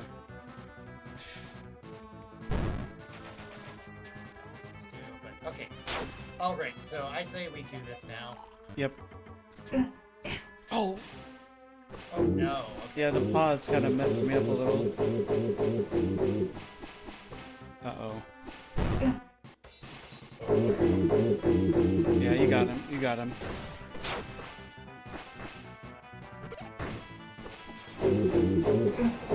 Heal. Oh, nice. No, I didn't need to. Wow. Yeah, that Maybe was a I gold. shouldn't be calculating quite that tight, but we got there. Yeah, holy cow, man. That was crazy. Yeah, that was a big time save.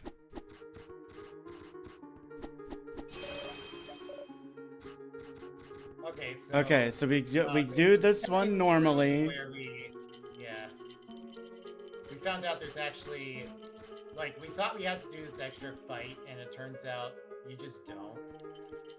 Okay, so it's left here, I think it Yep, was. yep, and then it's just Here. yep.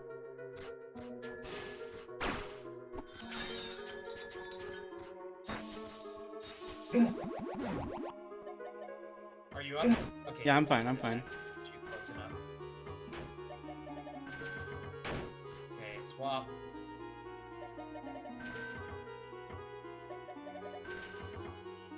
Okay, swap. Okay. Nice. Okay, so we skipped that puzzle, so we're actually kind of stuck in here now. I don't know that we know how to get out of here otherwise, so yeah. Guys, the game makes it clear this is the point of no return. The final threshold. What long unspoken secrets will we learn when we pass the point of no return? Okay. Mainly the secrets have to do with Painter. A dream. Oh my god. This was awful luck. Sheesh. Okay. We don't particularly care for the attack that has the poison bubbles, because that's the most random thing the game has here. Like, the other attacks are vindictive, don't get me wrong, but the other ones are much more.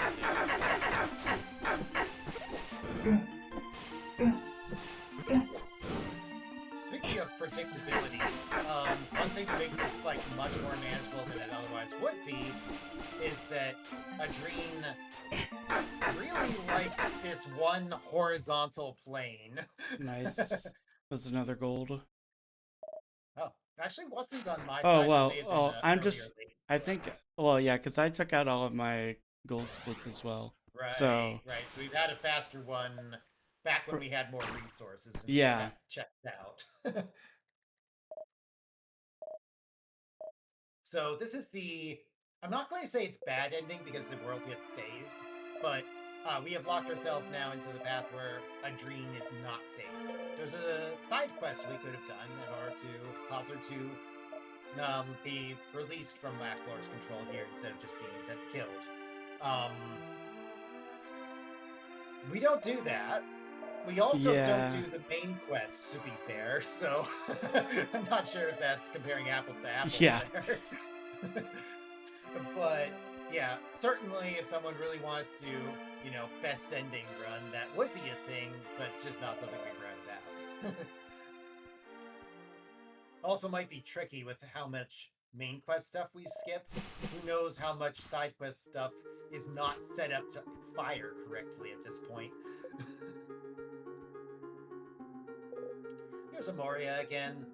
He supposedly has been tagging us throughout the entirety of the game, but like we just saw him very briefly instead because we skipped all the portions where we were supposed to encounter him before.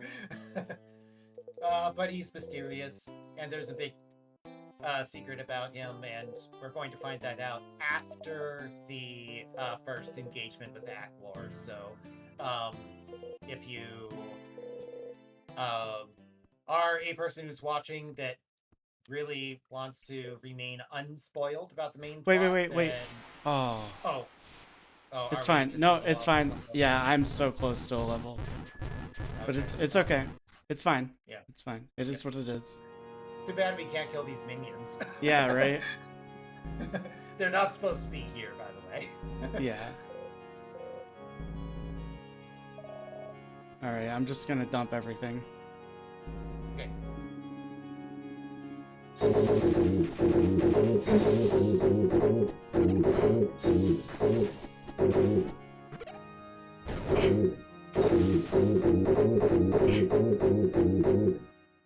Good enough.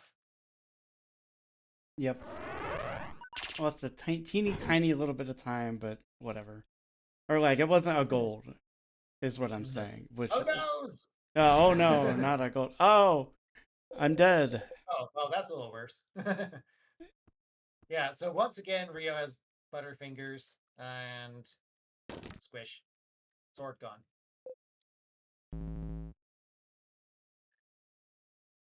So Rio then gets banished into Aklar's dimension. This, as it turns out, was a poor choice by Aklar.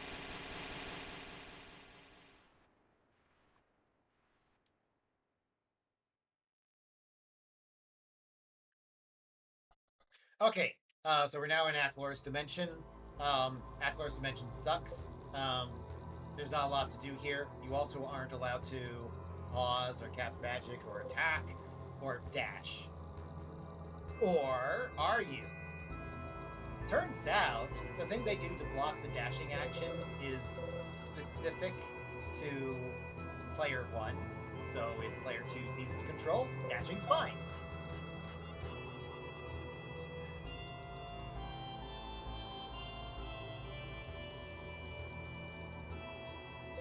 This does create a weird scenario where the game will keep bouncing back and forth about who's in control of advancing text here. So, like, in this next room, I'm going to have one text box, and then it's back to Meridian.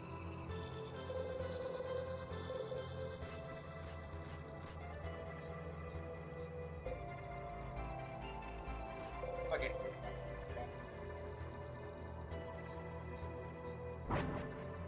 Ah, So now we gate back to the real world. ah. Presumably after wandering around for an entire year or so. Apparently, eating just isn't a thing people do in this world. I'm not sure. Am I still Anyway. mashing? I think so. Okay. And then I take control shortly thereafter. Right here. Yep. Yep. So this is Felinor. This is an area of the town that we deliberately avoided while we were going around collecting stuff from it, because that is the shrine to Kaylee Shrine. A little confusing wording there, but anyway, It's a the pun. point is the game will have the characters just kind of take a look at it and talk about the history and all that if you are near it. But yeah, there's that, and then there's Rayma's old home are the two things you have to visit in order to get the game to advance further. Collect 2 halves of the cemetery key, which forms the complete cemetery key, which I guess checks out. And then it turns out there's a weapon in the cemetery that we should get. So, just to let you all know, now is the time to leave if you care about spoilers. Right now.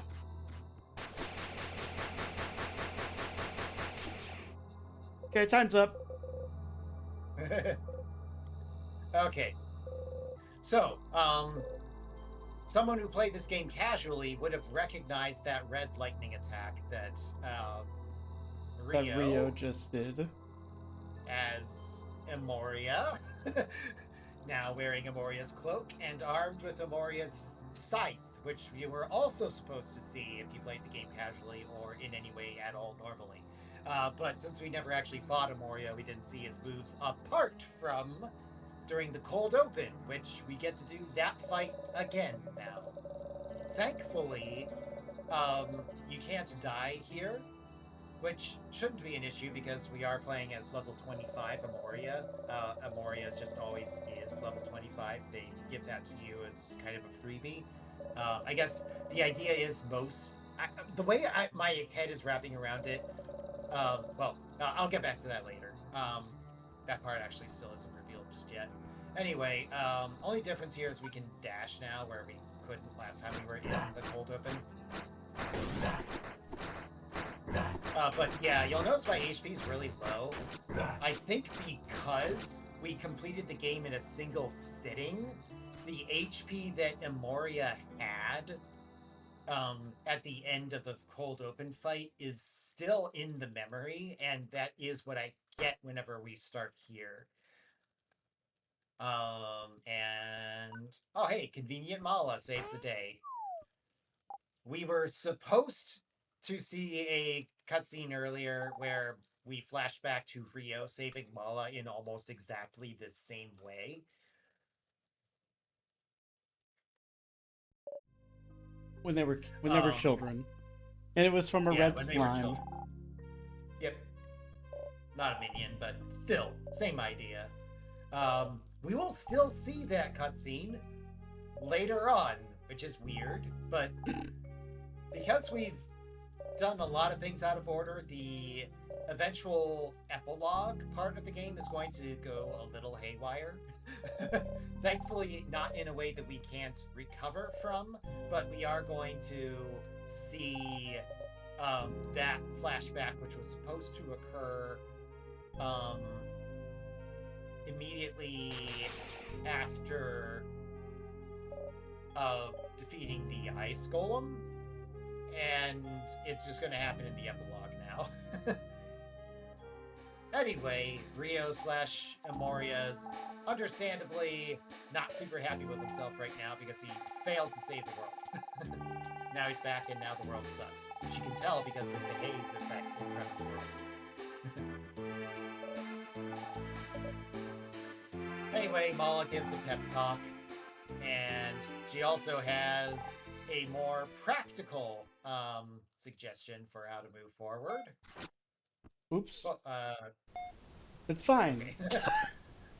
okay. I was just mashing because, okay? Getting excited about the possible sub 2? Yes. Very Well, excited. don't get too excited. Hey, because, listen. You know, I know things that can is go how... wrong, but it's fine. No, I'm locking in. Trust me. Okay.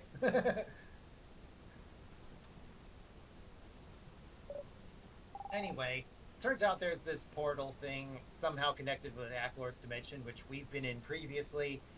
So somehow or other, all the combination of being the legendary hero, having previously had a connection to the sword, having been in Aklor's dimension, some unspecified combination of all of that allows us to use this portal to travel through another important point in time, with respect to defeating Aklor. So Emoria goes back to the time when the title screen splashed whenever Rayma and Rio had hidden down here way back at the beginning of the game.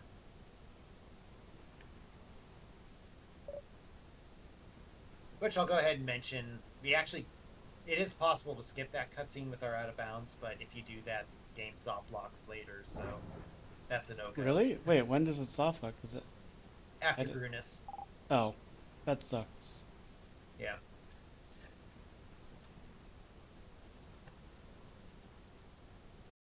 Okay. Aklor 2.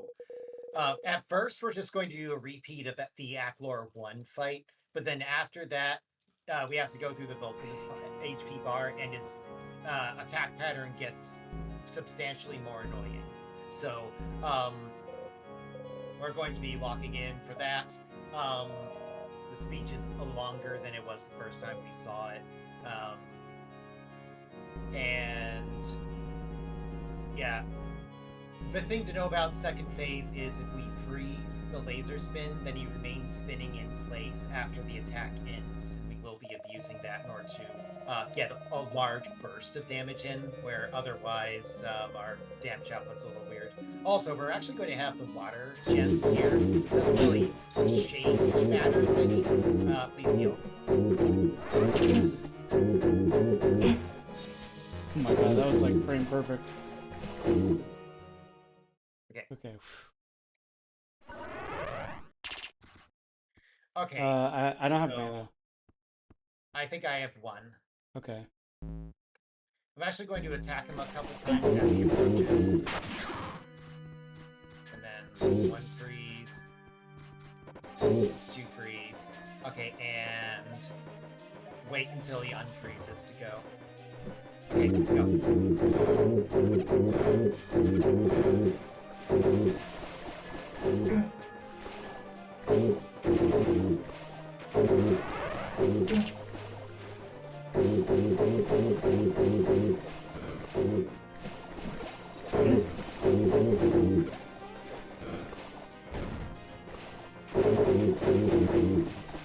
Laser speed. No. Okay, this is bad again. Laser speed so we see.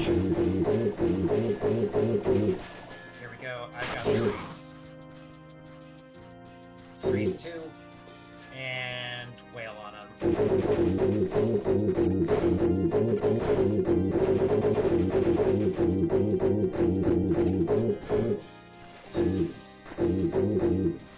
Some of his attacks, but not all of them, can be interrupted by freezing him as he starts. My HP script. Okay.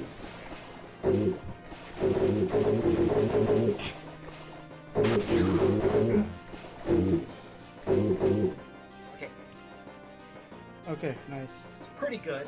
Yep. I would not describe that fight as clean. It got messy here and there, but Yeah. it wasn't a meaningful time loss at any particular point. We were able to keep damage up pretty well. Yep. Okay. Okay, so the way that I wrap my head around all this nonsense is that most of the game we're watching the loop where Emoria had already come into existence. And so this Emoria here is a loser who managed to lose to Acklor even though he got himself up to level 25 before beating him, whereas we're like level 8 or 9 or whatever. So, that's my explanation for why Emoria is level 25 and we're just level 10. We saw how much of a chump Memoria was, and we didn't waste our time leveling up. Yeah, pretty much. Okay, so Memoria's grand plan here is, since we know he's really great at fighting Acklor because he lost to Acklor before, he's going to grab the sword and go into Acklor's dimension and beat Acklor himself. More importantly, though, because he's an aberration to this timeline, he's going to seal the door behind himself, and so Acklor won't be able to join back into this dimension either way. I'm not sure how he's so confident he'll be able to do that, but whatever. Okay, so a funny thing you can do here, if you pause and go into the equipment screen, you can actually equip the scythe onto Amoria here and get rid of your sword, which is funny, but the scythe isn't as good as the sword, so we're not doing that.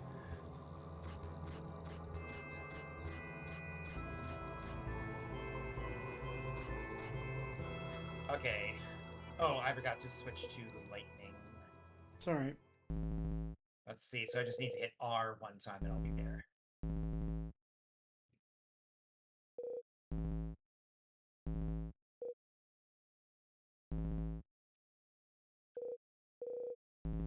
Here we go. Final fight is solo, which feels a little weird. Oh, I missed that? Really? Whatever.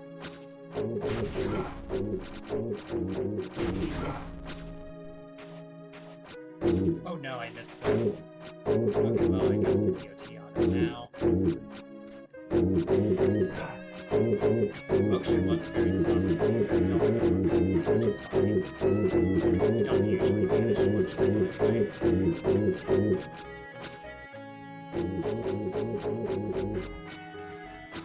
The roots on the side are much easier to turn cancel against. Okay. Nice.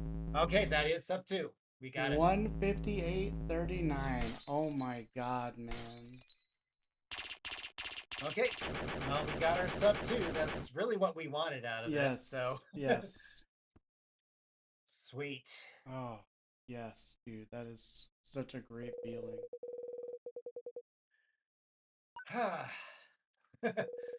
Been a long journey. Yes. We've been at this kind of continuously ever since the Questing for Glory marathon was announced. Um, and like at that point, I had literally not played this game at all. Meridia just had suggested this game as a thing for us to play through at some point. And I was like, well, let's give it a whirl. If it's a cool enough game, we'll speedrun it. And the speedrun has come out awesome. Yeah, Um, I agree. Yeah. This is a really fun, a really cool speed run. That's a cute little fun little game too. We were playing it on easy mode, which allowed us to get through still at a challenge, but get through at comically low levels and Yeah. without that many resources. Uh, but just leave the difficulty on one of the higher settings, play through casually, do whatever level of completionism you feel inclined to do, and it's a cool, fun little game. I definitely recommend it, and I especially recommend the speed run if you are looking for a co-op affair. Um, the you could also do one player two controller. That would totally be a thing that would work out fine as well. Um, but yeah, just uh, turns out all of the best glitches being co-op specific winds up just being a really cool way that everything plays out.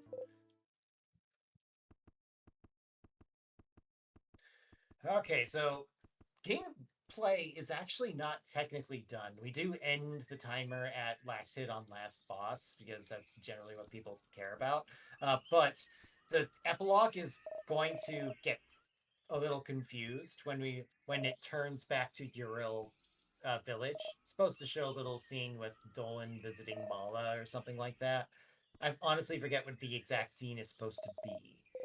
But what's going to happen instead is after we defeated the ice golem, the game queued up a letter from Rio to Mala, and we are now going to be whisked away from the normal execution of the epilogue to um, the scene that's supposed to play right after we find out that Alvin was betraying us and thought we were actually going to die to the ice golem. But first, we got some other nonsense. Here's Mom's house. Remember this house that we totally visited? No? Oh, that's right. We skipped it. First skip we did. Well, second, I guess. Like, the game tries to have you do a tutorial where you find out what jewels are, and you do a little puzzle in your old village. But the game doesn't require you to do that. You Yeah, just no, walk you straight can past just that. yeah, you can just walk past them and be like, "No, I don't care." Quiet, pesky kids. Something like that.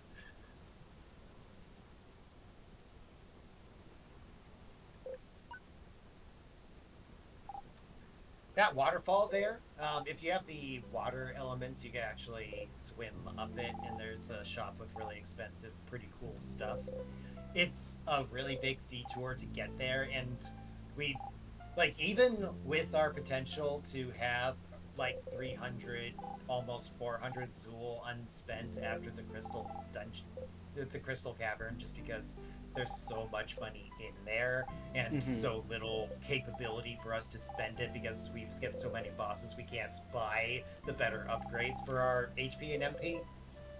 But even so, that's still not enough cash to buy the stuff at the top of this Yeah, it's waterfall. like six. It's like 600 or something, or like 800. Yeah, yeah.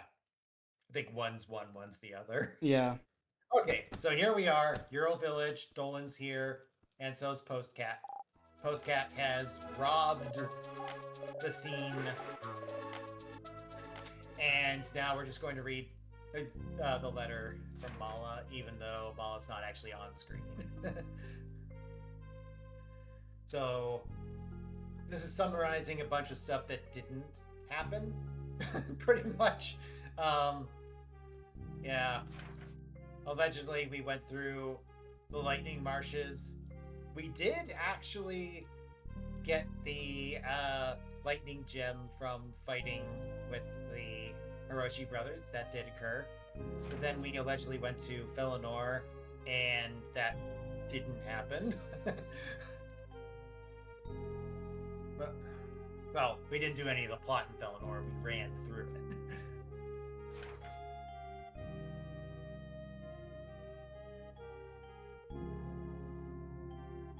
So she gets this letter.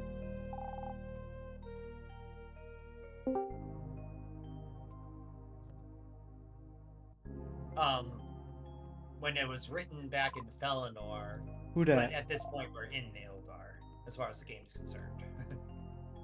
So here's that cutscene we were talking about before. Here's that cliff.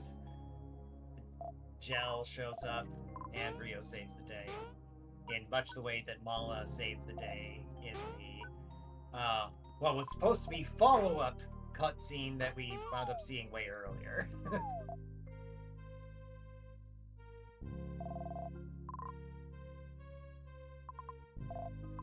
So when we go back to Ural for a moment, listen carefully.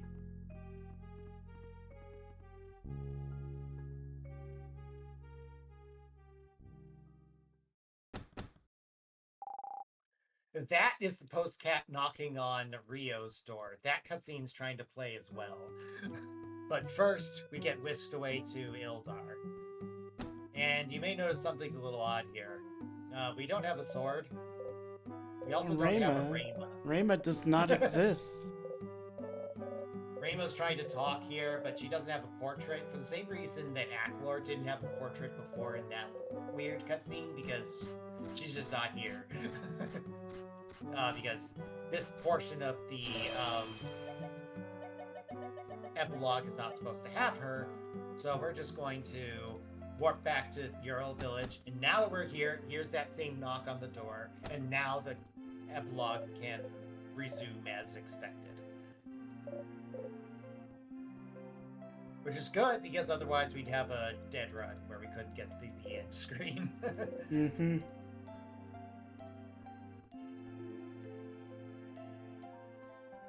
Quick little visit to Felinor. You see those two chests there? The one on the left had the ginseng that we took. The one on the right was supposed to have been opened in a cutscene that we skipped. It was a flashback, and that was when Rayma took the ice gem and used it, and that unfortunately stirred up the bee's nest as far as Aklor was concerned, and put all the events here in motion. But the chest is still closed, so in theory, we've got an extra ice gem just lying around in there. Does the game ever discuss where the gems come from? Yes. Rayma's family made the gems. Oh, cool. At least I think. I'm like almost positive that's what it was. Okay. I like it. Like they were the mages Alright. and stuff, Mhm. and then Rio's family were Someone the... in Felinor then. Yes. So the game's a little unclear about the status of Amoria at this point. Like, at the end of the fight against True Aklor, it was kind of implying that Aklor's dimension and everything inside of it was just ceasing to exist. But somehow Rio's getting vague visions from that alternate version of himself or something. I'm I not don't sure. know. I got the impression that that uh they like merged the timelines or something, where like the original Amoria, or like the Amoria that we saw go into the, into Aklor's dimension or whatever, was like reincarnated or some magic thing or what. I don't know. Anyway, Sure. Yeah. who A little knows? nebulous, which is also consistent with, That's fine. late 90s Squaresoft entries. Yeah. Finally, man. Okay, Sub well, great 2. run. Let's GG. go.